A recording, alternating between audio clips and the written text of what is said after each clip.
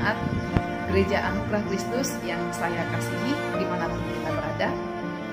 Pada kesempatan ini saya akan memberikan satu uraian sederhana tentang apakah COVID itu sebuah aib.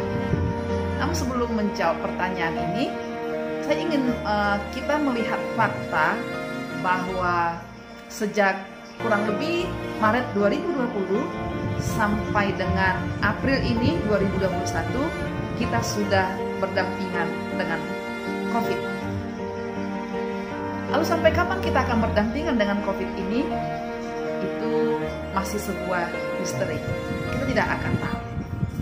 Kita juga melihat fakta di lapangan bahwa sejak COVID menghuni bumi kita ini, sudah banyak sekali manusia yang dijangkiti oleh virus ini. Ada yang meninggal, tapi juga ada banyak sekali yang mengalami kesembuhan. Di antara mereka yang terpapar, mungkin ada yang kita lihat lewat berita, tapi juga kita sendiri yang mengalaminya, atau juga kerabat, anggota keluarga kita, atau kenalan-kenalan kita. Itu artinya COVID-19 bukanlah kabar hoax, bukan juga kabar burung atau sebuah rekayasa seperti pendapat atau konsep beberapa orang di negeri kita. Dan mungkin konsep itu juga menyusup kepada konsep-konsep jemaat kita. Karenanya saya menghimbau kita tidak boleh menganggap sepele akan bahaya COVID, maka ikutilah prokes dengan baik, dengan ketat, dan juga dengan disiplin.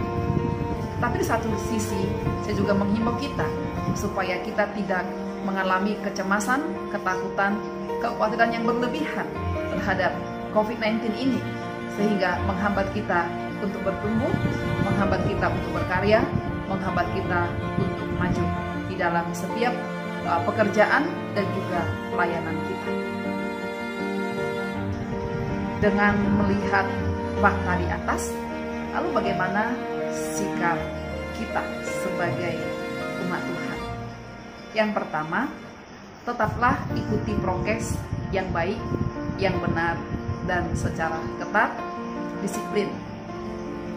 Karena keberadaan COVID-19 ini bukanlah kabar burung, kabar bohong, atau sebuah rekayasa seperti anggapan beberapa kelompok di negeri ini. COVID-19 real adanya. Yang kedua, jangan hidup dalam kecemasan, ketakutan, dan juga kekhawatiran yang berlebihan yang membuat kita tidak bisa bergerak kemana-mana. Tetap lakukan, tetap kerjakan setiap tanggung jawab kita dalam pekerjaanmu, dalam usaha, dalam karir, bahkan juga dalam pelayanan kita, tentu saja dengan selalu berserah dan berdoa kepada Tuhan Sang Perisai kita. Baik, kita akan kembali ke topik utama kita. Apakah pasien atau seseorang yang terkena COVID-19 ini adalah sebuah aib? Di awal-awal ketika pandemi ini melanda bumi kita, kita seolah diberikan satu konsep, satu pemahaman bahwa menjadi penderita COVID adalah sebuah aib. Memalukan, karenanya dirahasiakan, karenanya tidak diinformasikan kepada khalayak ramai. Namun kita belajar setelah sekian waktu yang kita lewati berdampingan dengan COVID. Saya sendiri secara pribadi berpendapat bahwa orang yang terpapar COVID-19 bukanlah sebuah aib yang karenanya harus dirahasiakan dan informasinya ditutup rapat kepada semua orang.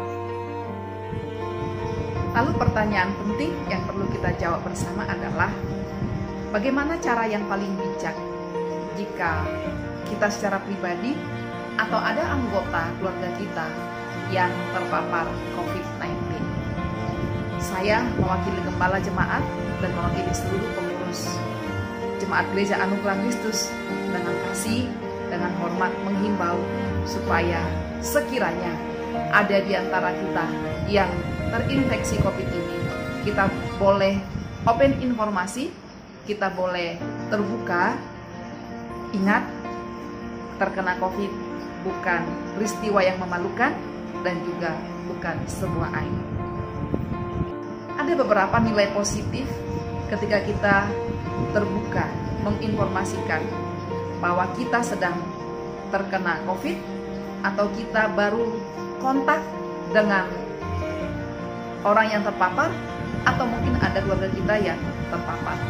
Yang pertama adalah kita telah berpartisipasi menjaga kesehatan anggota persekutuan kita.